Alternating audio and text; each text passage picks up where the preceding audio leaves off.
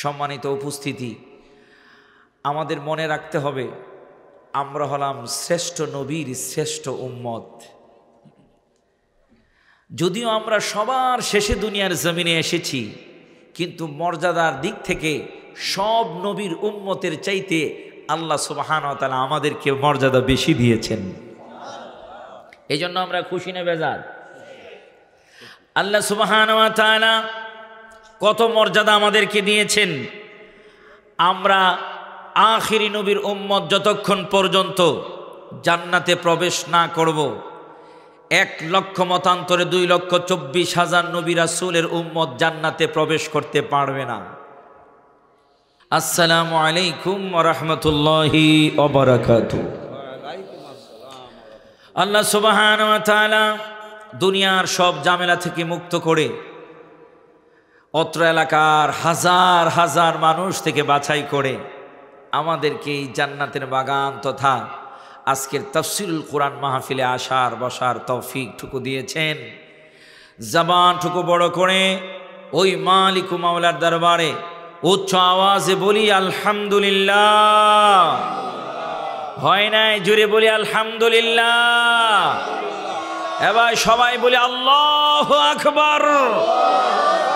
আল্লাহু আকবার দুনিটা একটা ঈমানি আওয়াজ হবে। জোরে কোন আল্লাহু আকবার।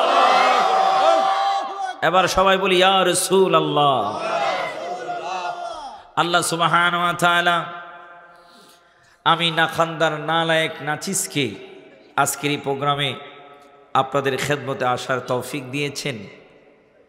আমি যেন কিছু কথা কোরআন এবং হাদিস থেকে তুলে ধরতে পারি।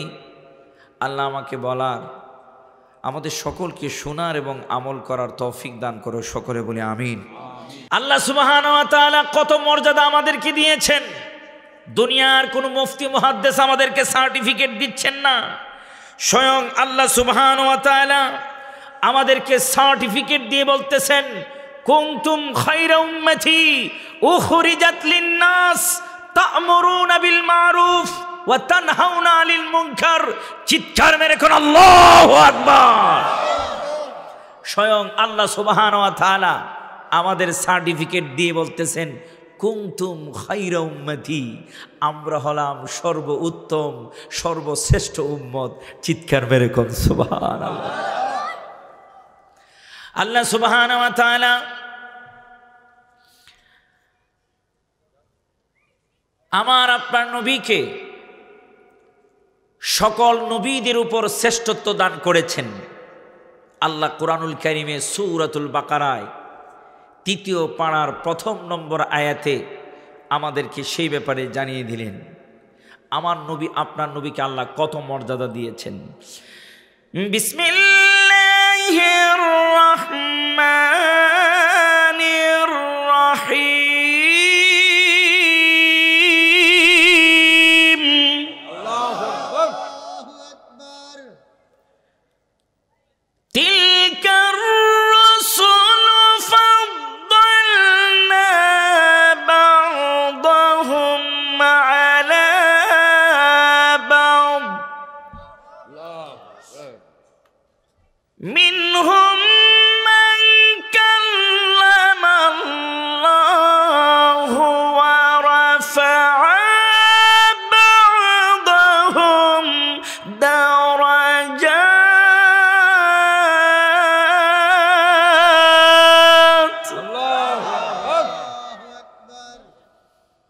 বলতেছেন কে? তিলকার রাসূলু ফাদ্দালনা বা'দাহুম আলা বা'দ। আল্লাহ বলেন এক রাসূলের চাইতে আমি অন্য রাসূলের মর্যাদাকে বাড়িয়ে দিলাম। জবানটা খুলে কর না সুবহানাল্লাহ। বাবার প্রশংসা যদি ছেলের সামনে করে, ওই ছেলে যদি মুখ একদম গুছায় বসে থাকে, বোঝা গেল ওই ছেলেটা ওই বাবার সন্তান না। যদি ওই বাবার সন্তান হয়, বাবার প্রশংসা করলে ছেলে সবচেয়ে বেশি খুশি হবে। আমার আল্লাহ রাব্বুল আলামিন এই জায়গায় আলোচনা করতেছেন। আল্লাহ বলেন এক রাসূলের চাইতে আমি আল্লাহ অন্য রাসূলের মর্যাদাকে বাড়িয়ে দিলাম। আজকে এই বগুড়ার ময়দান থেকে আল্লাহকে যদি বলি আল্লাহ তুমি এক রাসূলের চাইতে অন্য রাসূলের মর্যাদা বাড়ানোর কি যোগ্যতা খুঁজেছ, কি তুমি তালাশ করেছ? আল্লাহ বলেন শুনে রাখো, মিনহুম মান কাল্লামাল্লাহ, রাসূলদের মধ্যে এমন কিছু রাসূল আছেন যারা আমি আল্লাহর সাথে ডাইরেক্ট কথা বলতে পারত। এই কথা বলার যোগ্যতা থাকার কারণে আমি আল্লাহ অন্যান্য রাসূলের চাইতে তার মর্যাদা বাড়াইয়া দিলাম। তাফসীর খুললে দেখা যায় অনেক রাসূলই আল্লাহর সাথে ডাইরেক্ট কথা বলতে পারতেন। এর মাঝে মূসা কালিমুল্লাহ, যিনি তুর পাহাড়ে গেলেই আল্লাহর সাথে ডাইরেক্ট কথা বলতে পারত। আল্লাহ বলেন আমি আল্লাহ এক রাসূলের চাইতে অন্য রাসূলের মর্যাদা বাড়িয়ে দিলাম। এর মাঝে যোগ্যতা হলো আমার সাথে ডাইরেক্ট কথা বলার যোগ্যতা আছে বলে আমি আল্লাহ রাব্বুল আলামিন মর্যাদা বাড়িয়ে দিলাম। আল্লাহ রাব্বুল আলামিন বলেন শুনে রাখো, আমার সাথে ডাইরেক্ট কথা বলার যোগ্যতার চাইতেও আমি আল্লাহ রাব্বুল আলামিন একজন রাসূলের মর্যাদাকে সুউচ্চ করলাম। আল্লাহ বলেন ওয়ারাফাআ বা'দাহুম দারাজাত, এমন একজন রাসূল আছে জিনার মর্যাদাকে আমি আল্লাহ রাব্বুল আলামিন, জিনার দরজাকে আমি আল্লাহ রাব্বুল আলামিন সকলের উপরে বুলন্দ করে দিলাম, সুউচ্চ করে দিলাম। চিৎকার মেরে কোন সুবহানাল্লাহ। মুফাসসিরিনে কেরামগণ বলেন সব রাসূলের চাইতে কার মর্যাদাকে আমার আল্লাহ রাব্বুল আলামিন সুউচ্চ করে দিলেন, বুলন্দ করে দিলেন।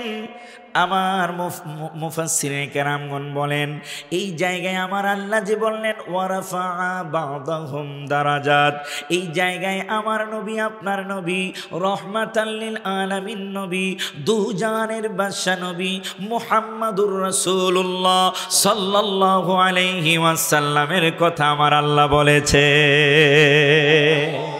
মাহফিল কমিটি এমন একটা সাবজেক্ট আমাকে দিয়েছেন, যেই সাবজেক্টের মাধ্যমে আমার নবী, আপনার নবীর মর্যাদা সুস্পষ্টভাবে কোরআন হাদিস থেকে প্রমাণ হয়ে যায়। ও বন্ধুরা রে, আমার নবী, আপনার নবী মক্কাতুল মুকাররমার মাঝে 40টা বছর পর্যন্ত মানুষের সাথে চললেন।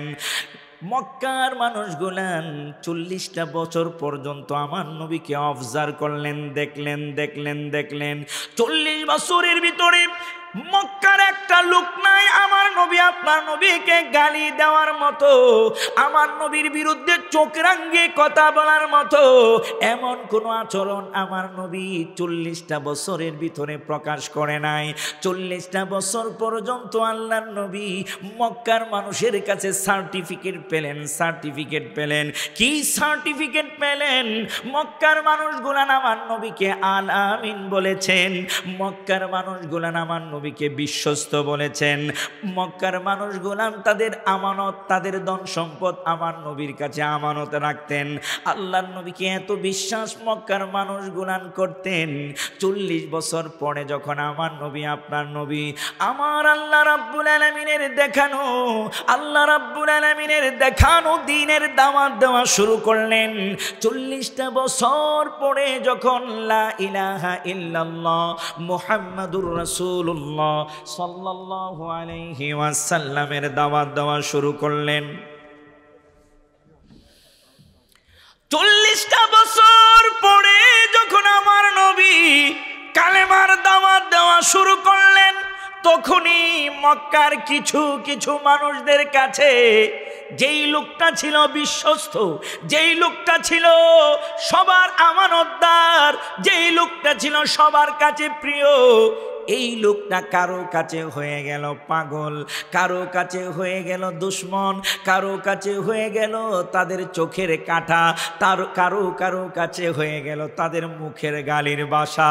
ও বন্ধুরারে, বোঝা গেল হক যেই জায়গায় যাবে ওই জায়গায় বাতিল পালায়া যাবে। কথা কোন ঠিক কিনা? আওয়াজ দিয়ে বলুন ঠিক কিনা? 40টা বছর পর্যন্ত কারো কাছে খারাপ হয় নাই। যখনই হক কথা বলা শুরু হলো তখনই প্রিয় মানুষদের কাছে খারাপ হওয়া শুরু হলো। কথা কয় না? এই জন্য আল্লাহ নবী বলেন আল হাক্কু মুররুন, সত্য হলো তিতা। এই তিতাটাও স্বাস্থ্যের জন্য অনেক ভালো। কথা কয় না? এই তিতাটাও স্বাস্থ্যের জন্য অনেক ভালো।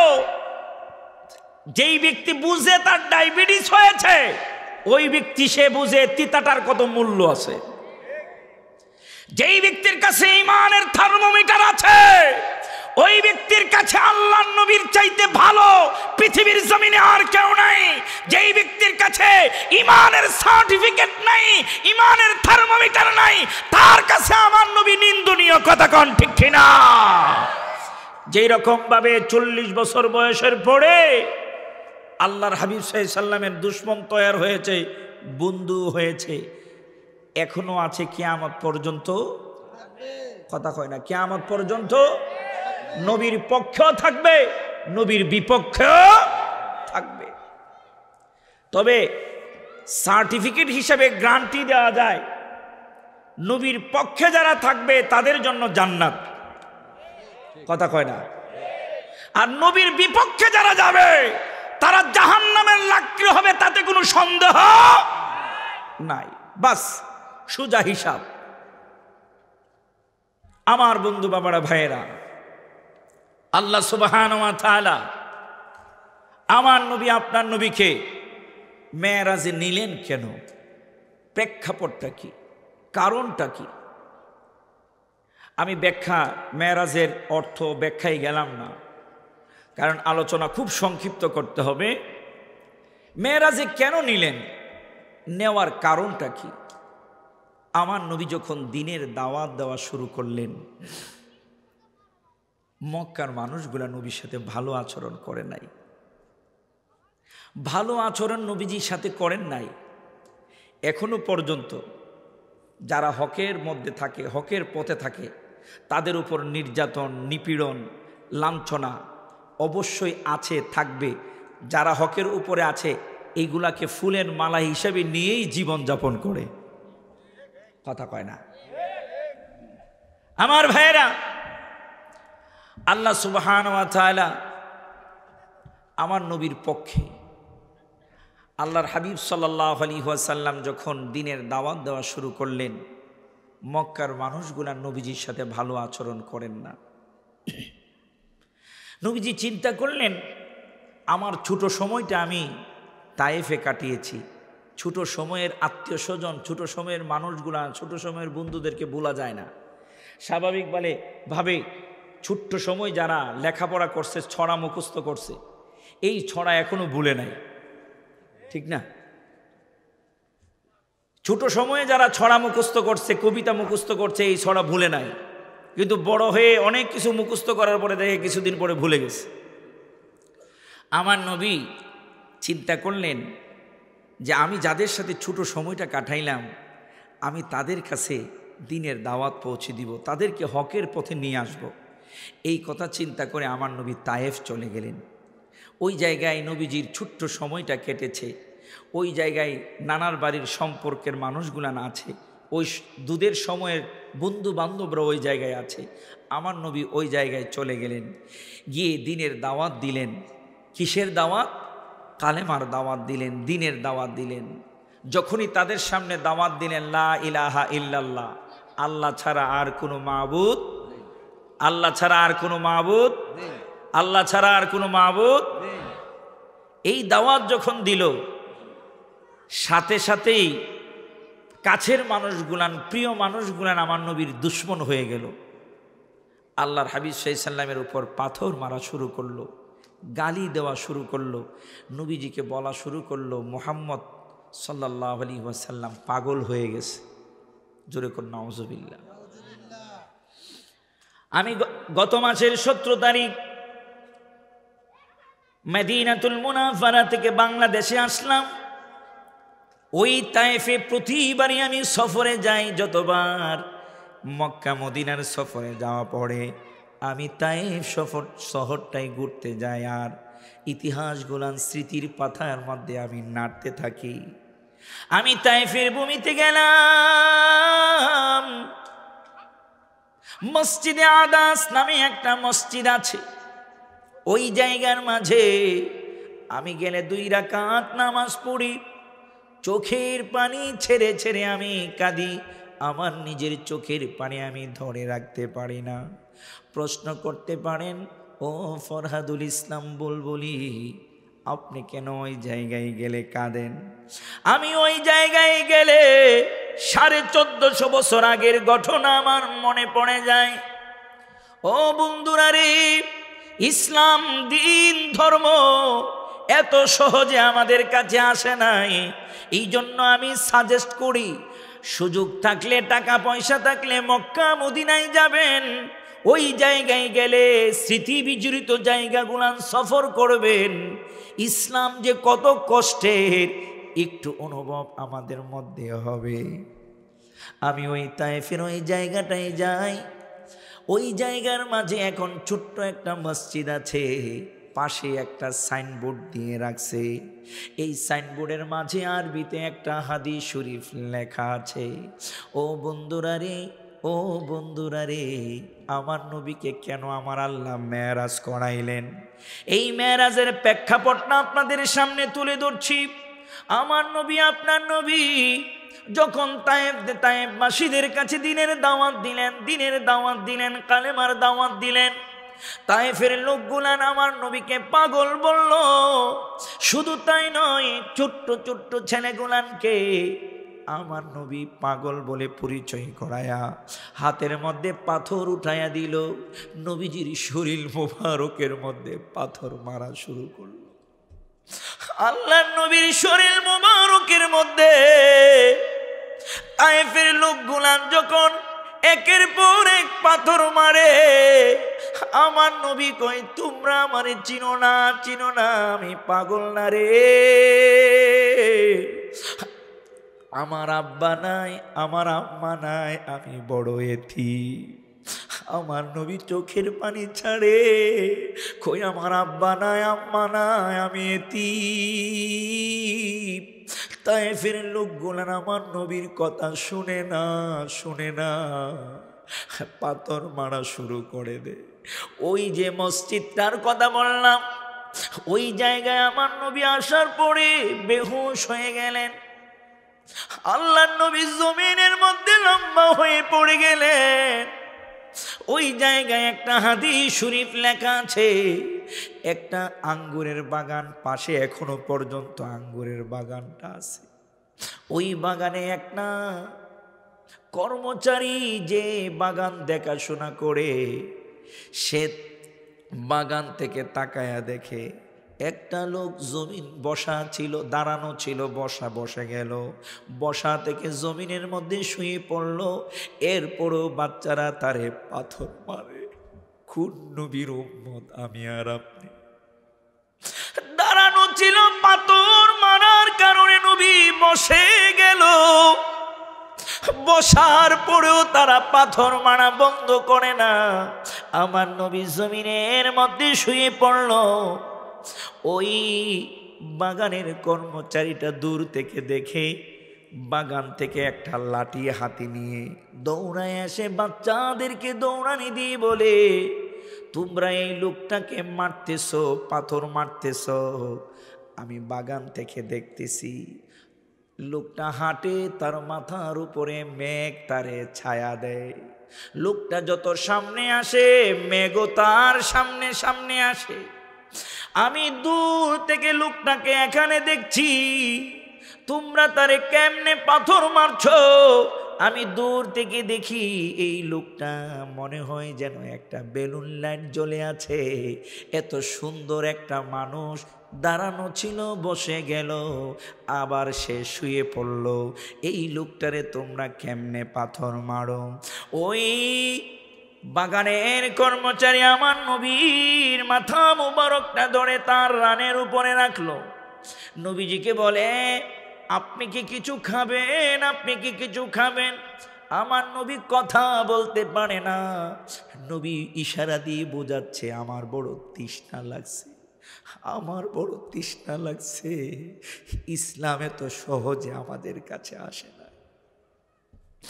ওই কর্মচারী ডাইনে তাকাই, বামে তাকাই, মরুভূমি, কোনো পানির ব্যবস্থা নাই। দূর দিয়ে আঙ্গুর বাগানে পাকা কিছু আঙ্গুর পেড়ে এনে হাত দিয়ে চিবিয়ে রস করে আমার নবীর মুখের মধ্যে দেয়। আল্লাহ নবীর রস, আঙ্গুরের রস মোবারক পান করার পরে দেখেন কেমন নবী ওই বাগানের কর্মচারীকে বলে, তুমি আমাকে উপকার করলে, আমাকে আঙ্গুরের রস পান করাইলে, আমি তোমাকে খেয়ে দেব। আমি তোমাকে নসিহত করছি, তুমি যেইভাবে আছো জাহান্নামে যাবে। আমি তোমাকে এমন একটা শব্দ শিখাইয়া দেই, হৃদয়ে যদি ধারণ করতে পারো, তোমার জন্য আমার আল্লাহর জান্নাতটা অপেক্ষা করবে। ওই বাগানের কর্মচারীকে আল্লাহর নবী দ্বীনের দাওয়াত দিলেন, ওই অবস্থায়ও দ্বীনের দাওয়াত দিলেন। ও বন্ধুরা রে, তায়েফের মানুষগুলান যখন আমার নবী আপনার নবীকে এইরকম ভাবে নির্যাতন করলো, আমার নবী তায়েফ থেকে আস্তে আস্তে করে সামনের দিকে আগায় আসতেছে। এখনো পর্যন্ত এই জায়গাটা আছে, বুড়ির বাড়ি বলে, পাশে একটা মসজিদ। আমার নবী ওই জায়গায় একটা পাথর এখনো পর্যন্ত বেষ্টনী দিয়ে রাখছে, এই পাথরে এসে বসলেন। বসে আমার আল্লাহকে ডেকে ডেকে বলতেছেন, আল্লাহ, ও আল্লাহ, এই তায়েফের মানুষগুলান আমারে চিনে নাই, তায়েফের মানুষগুলান আমার দিন বুঝে নাই। এই কথা বলে যখন নবীজির চোখ দিয়ে জোর জোর করে পানি ছাড়তেছে, আমার আল্লাহর সহ্য হয় না। আল্লাহ বলেন, জিবরাইল যাও যাও, আমার হাবিবকে গিয়ে বলো, আমার হাবিব যদি এই মুহূর্তে বলে আমি আল্লাহ তায়েফটাকে উল্টায়া একটা লোককেও রাখবো না, আমি আল্লাহ ধ্বংস করে দিব।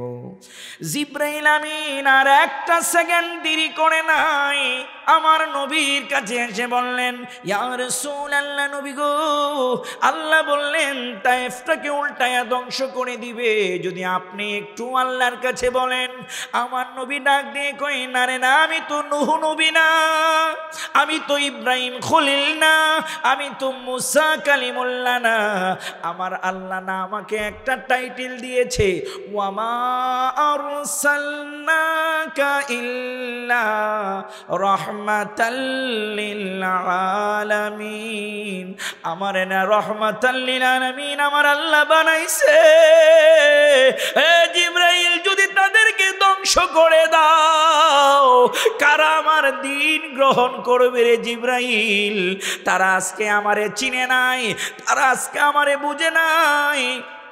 ও জিবরাইল, তাদেরকে ধ্বংস করো না, আল্লাহর কাছে বলো তাদেরকে যেন আমার আল্লাহ হেদায়েত দান করে। আমি তাদের ব্যাপারে একটুকু কষ্ট নেই নাই। সুবহানাল্লাহ। এক ফুটা কষ্ট আমি নবী নেই নাই। রক্ত মাখা শরীর নিয়ে আল্লাহ নবী তায়েফ থেকে চলে আসলেন। মা আয়েশা সিদ্দিকা রাদিয়াল্লাহু তাআলা আনহা থেকে হাদিস শরীফ, একদিন নবীজিকে গোসল করাচ্ছেন মা আয়েশা সিদ্দিকা। নবীজির সারা গায়ের মাঝে বসন্ত অসুখ হলে যেরকম, রোগ হলে যেরকম ফোটা ফোটা ফোটা ফোটা দাগ পড়ে, আমার নবীজির গা মুবারকের মধ্যে এরকম দাগ ছিল। আয়েশা সিদ্দিকা বলেন, ইয়া রাসূলুল্লাহ, আপনার কি কোনোদিন বসন্ত রোগ হয়েছিল? এই কথা বলার সাথে সাথে নবীজি চোখের পানি ছেড়ে দিয়ে বললেন, আয়েশা, না না, আমার তো বসন্ত হয় নাই, দিনের দাওয়াতে তায়েফে না গিয়েছিলাম, তায়েফবাসীরা তো বৃষ্টির মতো আমার উপর পাথর মেরেছিল, ওই পাথরের দাগগুলান এখনো আমার আছে। এই দাগের বিনিময়ে হাসরের ময়দানে আমার গুনাহগার উম্মতদেরকে আমি পার করায় নিব।